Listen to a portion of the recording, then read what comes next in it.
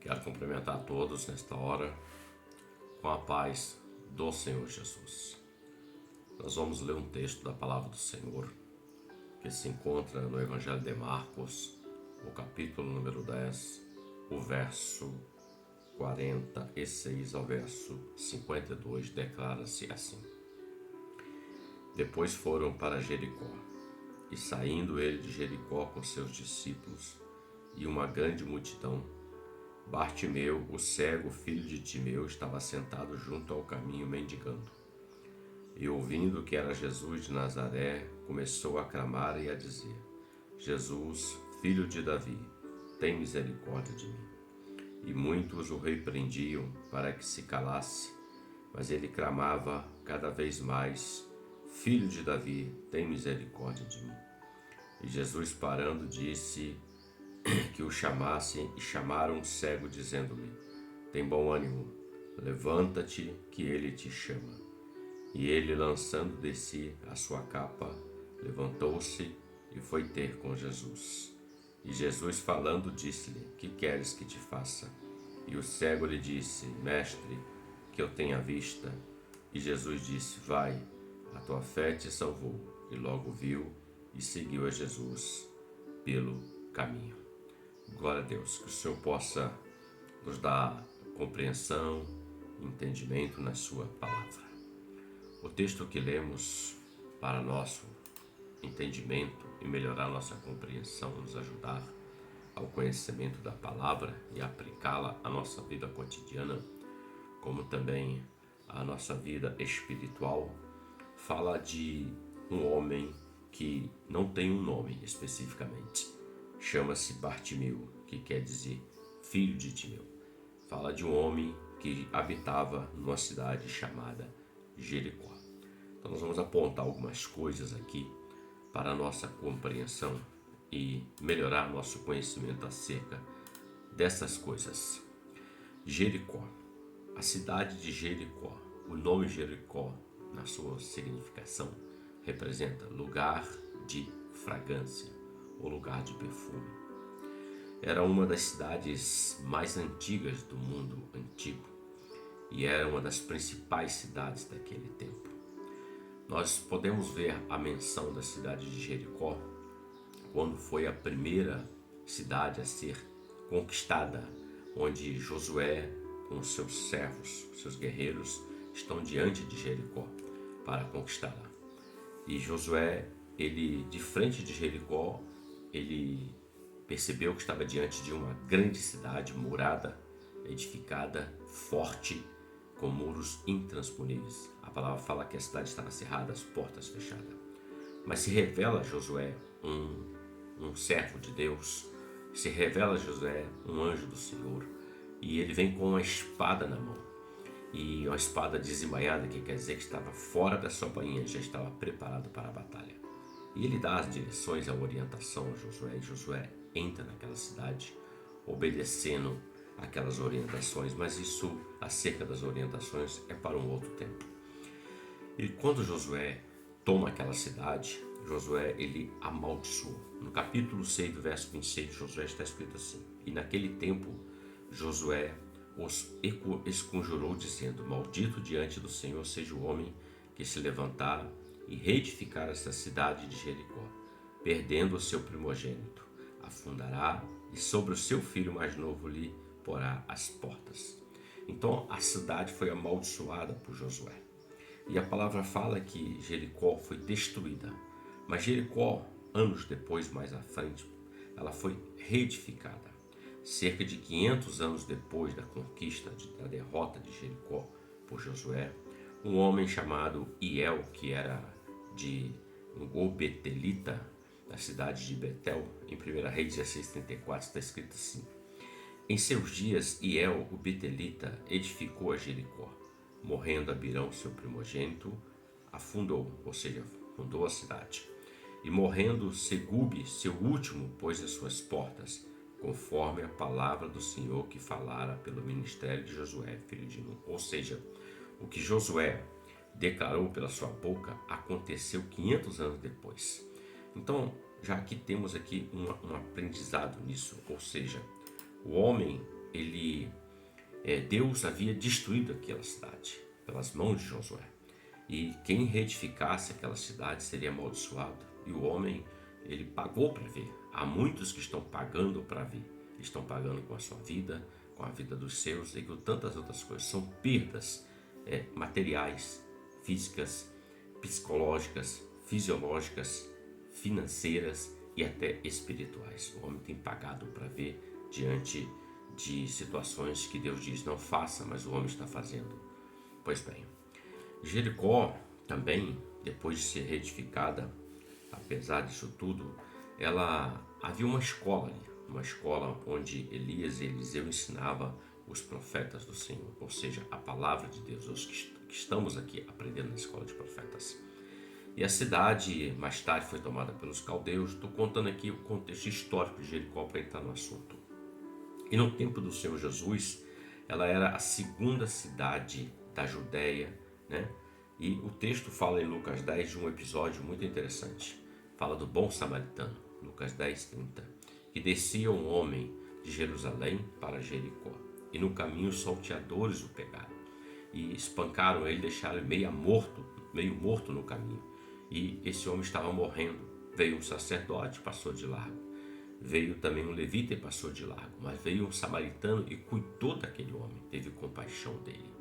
Então esse episódio também aponta para a cidade de Jericó. O homem estava em Jerusalém, um lugar alto, lugar de adoração, lugar de paz. E ele desce para Jericó. Jericó representa o mundo sem Deus. Apesar de ter o nome de fragrância, o mundo sem Deus. E nesse ínterim, aquele que vem para roubar, matar e destruir, pega ele pelo caminho e deixou ele meio que morto. Muitos estão saindo de Jerusalém e indo para Jericó. Nessa trajetória de sair de Jerusalém, significa que o homem está saindo debaixo da mão potente de Deus, está saindo debaixo daquilo que Deus tem para ele, está em desobediência, está caminhando para Jericó. E tudo que o adversário quer fazer na vida do homem é destruí-lo, ou seja, a sua obra é roubar, matar e destruir. Essa obra ele tem feito ao longo dos anos, desde a fundação dos tempos passados. E o texto diz que esse homem ficou à mercê do caminho, mas graças a Deus ele veio um samaritano que teve compaixão, que é tipo do Senhor Jesus, que vem para curar as feridas, que vem para resgatar o homem daquilo que o adversário vem para fazer a sua obra.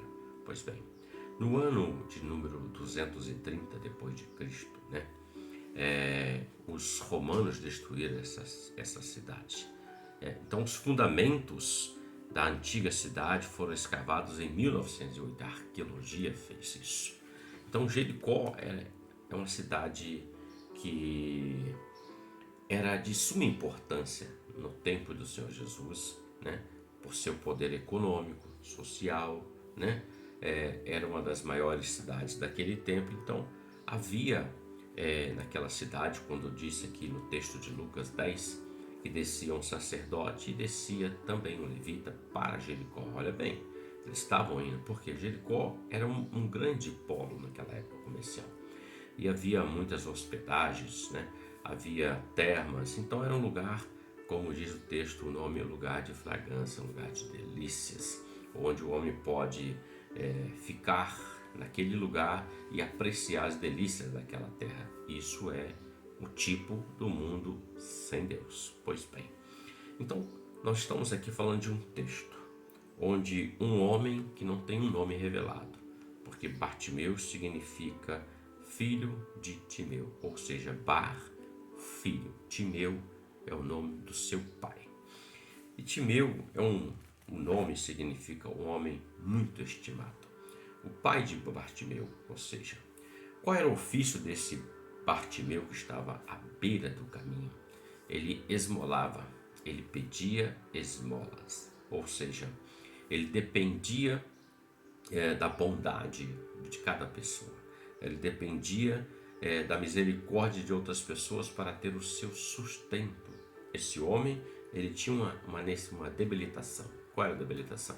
Ele era cego, por isso a epígrafe da Bíblia chama-se o cego de Jericó. Apesar dele ser cego, ele podia ouvir, ele podia andar com o auxílio de alguém, ou de alguns instrumentos daquela época que ajudavam o auxílio da caminhada da pessoa. Pois bem, então esse homem, Bartimeu, ele mendigava. Não é um mendigar como, por exemplo, em nossos dias. Por quê? Porque a lei mosaica em Levíticos 10, 25, Deuteronômio 24, ele fala que a lei ela dava uma guarida para essas classes de pessoas necessitadas. Os cegos, os mancos, os paralíticos. Nós vamos ver essas pessoas à margem da Bíblia, como aquele homem que era colocado à porta do templo chamada Formosa em Atos capítulo 3. Ou seja, de alguma forma, pela lei, se provia de alguma maneira para que eles tivessem algum recurso para a sua vida por conta da sua debilitação, não haver como eles trabalharem ou terem o seu recurso ali. Então, Deus providenciou através da palavra, na lei mosaica, para que todo aquele que visse alguém em necessidade pudesse dar uma ajuda para que essa pessoa ela pudesse ter o mínimo necessário para a sua vida de sustento e provisão. Pois bem, ele imolava. Então ele não imolava por preguiça, ele imolava porque era uma necessidade dele, não tinha como. E o texto que lemos aqui no verso 46 diz que Jesus foi para Jericó. Jericó, lugar de fragrância. É o tipo do lugar de desobediência, tipo do mundo que não obedece à palavra do Senhor. Apesar de ser um local próspero, um grande centro comercial, o lugar onde muitos sacerdotes, muitos homens daquela época, eles se hospedavam entre o seu turno de serviço ao templo, conforme eu disse em Lucas 10, Jericó é tipo do mundo sem Deus. Jericó é aonde habita aquelas pessoas que acham que o lugar é agradável, é um lugar de fragrância. Como eu disse, o nome Jericó significa fragrância, lugar de fragrância. Então, quem não gostaria de estar num lugar de fragrância? Um bom perfume, um lugar agradável? Claro que sim. Mas representa o mundo sem Deus. Mas é lugar de mau cheiro. Porque aonde está o mundo e a ação do mundo e a sua concupiscência, há um mau cheiro. O mau cheiro se chama desobediência. O mau cheiro se chama o pecado, que afasta o homem de Deus, como escrito está na palavra. Todos pecaram e destituídos estão da glória de Deus. Mas aprove a Deus trazer o Senhor Jesus para que pudesse, onde abundou o pecado, superabundasse a graça de Deus. Mas todos aqueles que querem viver na Jericó, que representa o mundo, que para nosso entendimento e compreensão, que é um lugar de fragrância, um lugar que tem seu centro comercial, suas termas, suas casas de show, seus bailes, sua vida noturna, onde o homem vive saciando toda a sua vontade da carne, todo o seu desejo da carne, tendo a sua alegria temporal, porque quando passa aquele momento, no outro dia vem um cansaço, às vezes alguém cometeu algum delito ou uma discussão, alguma coisa trouxe tristeza. Nem tudo é só alegria, mas é uma alegria temporal, passageira, que sacia a carne, mas deixa o espírito vazio. Então, 1 João 2,15 diz assim: não ameis o mundo, nem o que no mundo há. Se alguém ama o mundo, o amor do Pai não está nele. O apóstolo João escrevendo. Então, quem ama o mundo e as coisas do mundo, a palavra está dizendo que o amor do Pai não está nele. Porque no mundo, como Tiago fala, 4,4, adúlteros e adúlteras, não sabeis vós que a amizade do mundo é inimizade contra Deus? Portanto, qualquer que quiser ser amigo do mundo constitui-se inimigo de Deus. Romanos 12, do 1 ao 2, está escrito assim: rogo-vos, pois, irmãos, pela compaixão de Deus, que apresenteis o vosso corpo em sacrifício vivo, santo e agradável a Deus, que é o vosso culto racional. E não vos conformeis, preste bem atenção nessa palavra, e não vos conformeis com este mundo, mas transformai-vos. Essa é uma outra palavra que nós vamos refletir muito: transformai-vos pela renovação do vosso entendimento, para que experimenteis qual seja a boa, agradável e perfeita vontade de Deus. Então Romanos fala que nós não podemos nos conformar. Ficar conformados, é assim mesmo, desse jeito, tá tudo assim, não devemos nos conformar. Mas nós precisamos nos transformar. O texto fala transformar, isso fala de uma mudança interior, de dentro para fora, porque a obra do Espírito Santo, a obra de Deus, ela começa dentro de nós, ela trabalha dentro de nós para que possa exteriorizar, vir para fora, e as pessoas possam ver Cristo em nós, esperança da glória, para a glória de Deus Pai Todo-Poderoso. Transformai-vos pela renovação do vosso entendimento. É o que estamos fazendo aqui, renovando o nosso entendimento, nos transformando, porque às vezes nós lemos um texto, meditamos e o Senhor nos dá algo naquele momento. E passa-se um tempo e nós vamos ler novamente, algo mais é acrescentado. Isso se chama a palavra de Deus, a palavra que o Espírito Santo vai sendo ensinando, revelando, sendo revelado ao coração do homem para que ele viva neste mundo, mas não sendo do mundo. É diferente, como Pedro diz, nós somos peregrinos nessa terra, porque a tua pátria, a tua cidade é Jerusalém celestial. É isso que almejamos. Portanto, Jericó, primeiro ponto, apesar de ser lugar de fragrância, é tipo do mundo onde há o mau cheiro do pecado. Quando o homem sai da presença de Deus e vai para o mundo, o que está sobre ele é o mau cheiro. Em Jericó também é a cidade de Zaqueu, ou a terra de Zaqueu. Isso está em Lucas 19, do 1 ao 10, que fala que Jesus, tendo entrado em Jericó, ele ia passando. E Zaqueu queria ver Jesus. E ele não conseguia, porque o texto fala que da sua baixa estatura, e havia uma grande multidão que estava ali acompanhando. Aonde Jesus passava, a multidão afluía em muito grande, porque queria receber do Senhor alguma coisa, uma palavra, uma cura, uma libertação, de algum modo. E havia também os curiosos, quero ver quem é esse Jesus, como Zaqueu. O texto diz que ele queria ver Jesus. Então, como ele não conseguiu, o texto diz que ele arrumou uma maneira para ver Jesus. Ele sobe em cima de uma figueira brava para ver Jesus passar por ali, porque ele entendeu que ele ia passar naquele caminho. Ele sobe, e quando ele está em cima daquela figueira, Jesus está passando, e Jesus dá uma palavra para Zaqueu. E essa é uma palavra de suma importância para a nossa reflexão e meditação, não só hoje, mas continuamente. Jesus disse para Zaqueu: Zaqueu, desce depressa, porque hoje, o termo é hoje, agora, me convém pousar em sua casa. Zaqueu queria ver Jesus. Zaqueu jamais imaginou que Jesus iria se dirigir a ele. Mas Jesus olhou para ele, estava naquela figueira brava, e disse: desce daí depressa, porque hoje me convém pousar em sua casa. Zaqueu desceu, levou Jesus para o seu lar, e lá ele tem um encontro com o Senhor, um encontro tremendo, porque Zaqueu diz assim: Senhor, se eu tenho defraudado alguém, eu vou restituir 4 vezes mais daquilo que eu defraudei. Quem era Zaqueu? Para melhor entendermos, ele era o chefe dos publicanos, ele era o chefe daqueles que são cobradores de impostos. Logo, aquele homem era um superintendente de uma receita, digamos assim, federal, que recolhia os impostos das pessoas. Então ele tinha uma posição social, econômica excelente, ele tinha um status, mas ele ficou curioso para ver quem era Jesus. Só que a curiosidade dele em ver, na verdade, Jesus já tinha visto Zaqueu, porque o Senhor, ele enxerga o homem muito antes do homem enxergar ele. A palavra diz que Jesus fala assim: ninguém vem a mim se o Pai não enviar a mim.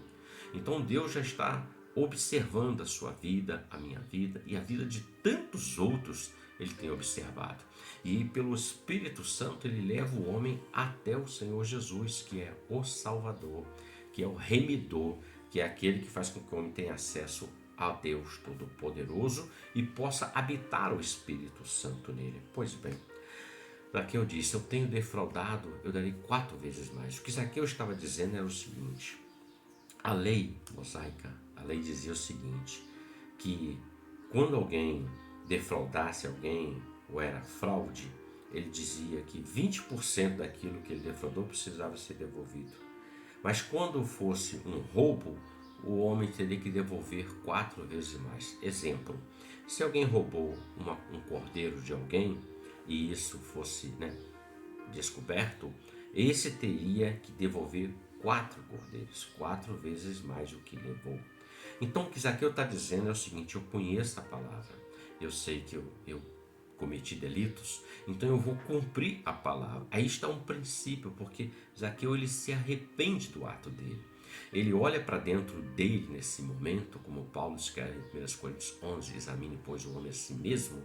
Ele olha para dentro dele mesmo e ele começa a ver que ele está errado, ele se lembra da palavra. Quando o homem se lembra da palavra, ele é confrontado pelo Espírito Santo, porque é o Espírito que convence o homem do pecado, do juízo e da justiça. Então, Zaqueu ele toma essa decisão e Jesus dá uma declaração a respeito disso. Jesus fala assim: hoje veio salvação a esta casa, pois também este é filho de Abraão. O que Jesus está dizendo é: veio salvação para o filho de Abraão, porque ele é filho da promessa.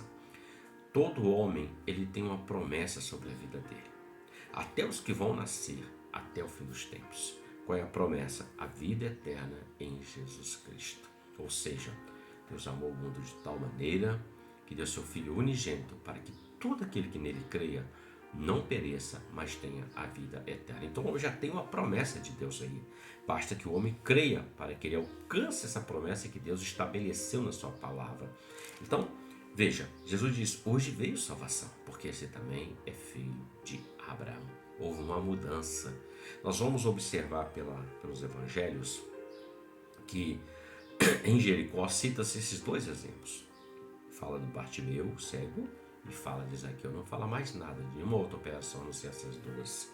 Então isso é de suma importância para o nosso entendimento, porque, como dissemos, Jericó, lugar de fragrância, mas representa o mundo na sua prosperidade, o mundo na sua ostentação, mas o mundo sem Deus na sua prosperidade, na sua ostentação, vivendo ali. Pois bem, nós falamos aqui que Zaqueu subiu uma figueira brava. Rapidamente eu quero falar alguma coisa sobre isso, porque não é 100% do que precisamos falar, mas precisamos fazer um comentário. A figueira brava, uma figueira, ela dá um fruto. O figo. A principal característica desse fruto chama-se doçura, doce. Mas o texto fala que ela era brava, ou um sicômoro bravo.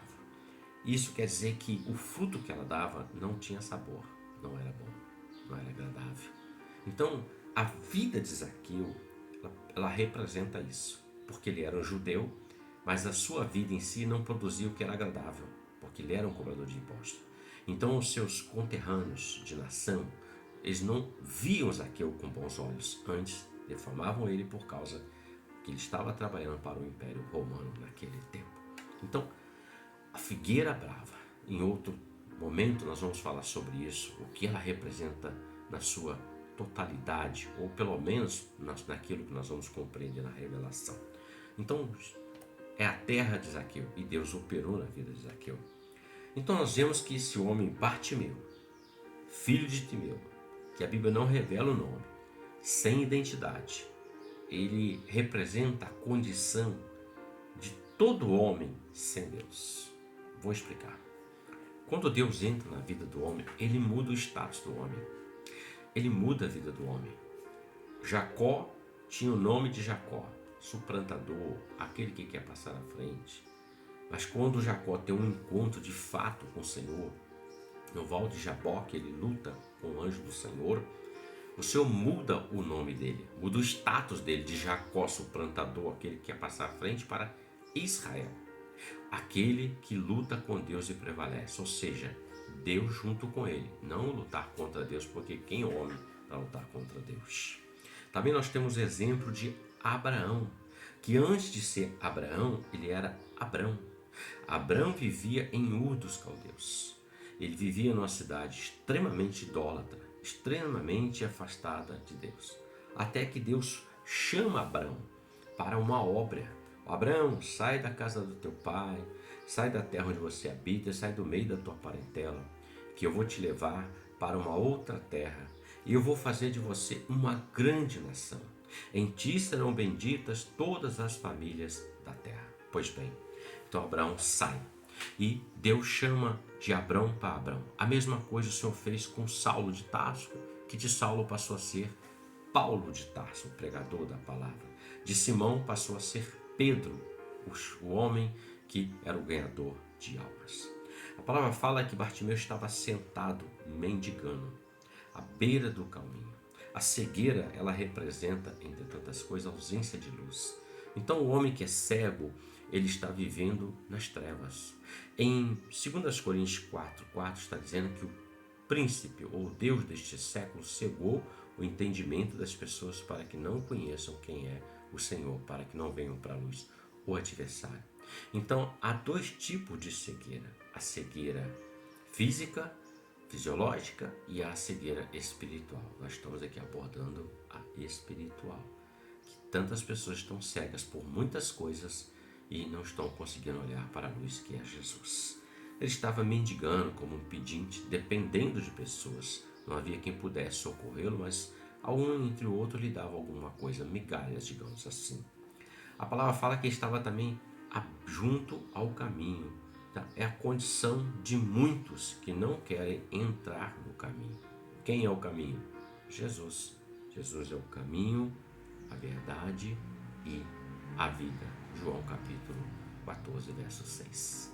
Ele estava junto ao caminho. Então ele representa essa classe de pessoas. O texto diz que, apesar dele ser cego, ele ouviu que era Jesus de Nazaré. Então, a fé entrou no coração dele, porque ele já tinha escutado acerca de Jesus que curava, que libertava. E ele vai de encontro ao Senhor Jesus. É semelhante à mulher do fluxo de sangue, que também ouviu, porque a fé vem pelo ouvir e ouvir pela palavra do Senhor. Isso brotou no coração dele. E ele começa a clamar: Jesus, filho de Davi, tem misericórdia de mim. O clamor é um tipo de oração de socorro, de pedido de socorro. É como aquela mulher cananeia que chega diante do Senhor Jesus e diz assim: socorre-me, porque a minha filha está miseravelmente endemoniada. E Jesus manda chamar ele, aquele homem.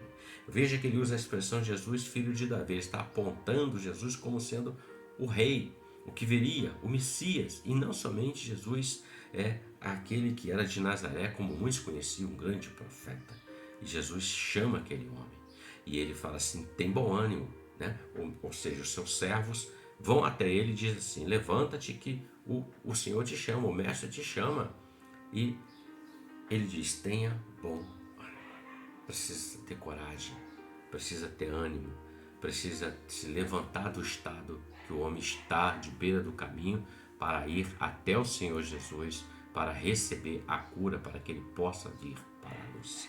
E ele se levantou e foi. Ele lançou de si a sua capa, lançou de si tudo aquilo que o prendia àquela beira do caminho.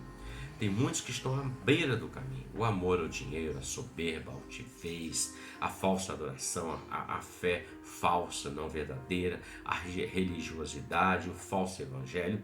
Tudo isso são capas que prendem o homem à beira do caminho, mas não levam o homem até o caminho que é Jesus. Pois bem, e Jesus fala para ele: o que você quer que eu faça? E ele diz: eu quero ver.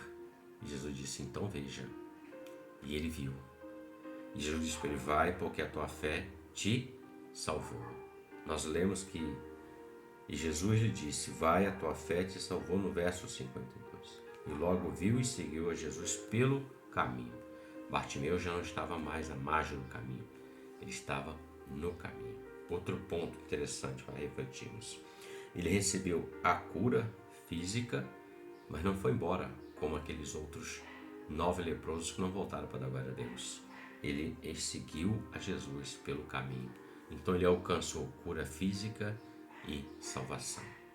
Concluindo aqui para nosso entendimento, Jericó está aí, que é um mundo sem Deus, com a sua fragrância que sacia a carne, mas o espírito continua vazio. Há muitos Bartimeus que estão à margem do caminho, à beira do caminho. Jesus está passando. Basta que o homem ouça a sua palavra, dê crédito, e ele vai receber a vitória na vida dele. Reflita sobre esse contexto. Que Deus te abençoe com a paz do Senhor Jesus. Amém?